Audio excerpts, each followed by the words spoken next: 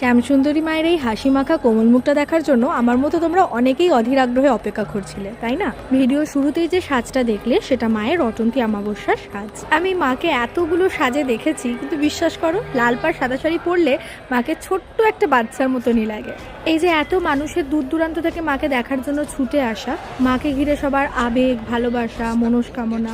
কিছু মানুষের দুরভিসন্ধির জন্য সেটা সাময়িকভাবে বন্ধ করা গেলেও মায়ের পুজো বন্ধ করে এমন সাধ্য কারণে। হ্যাঁ, হয়তো অন্যান্য বারের মতো চাকচিক্য ছিল কম, আয়োজন ছিল সীমিত, মানুষের ভিড় ছিলই না, কিন্তু তাই বলে মায়ের পুজো কি আর আটকানো যায়? এবারেও কিন্তু মায়ের অমাবস্যায় অন্ধকারে খুব সুন্দরভাবে পুজো হয়েছে।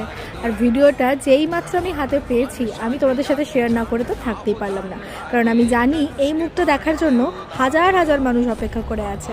মাকে না দেখে একটা মাস যেন একটা যুগের সমান ছিল আমার কাছে। কথা দিলাম যে মুহূর্তে আবার মায়ের দর্শন পাবো তোমাদের সঙ্গে অবশ্যই শেয়ার করব। জয় মা শ্যামসুন্দরী।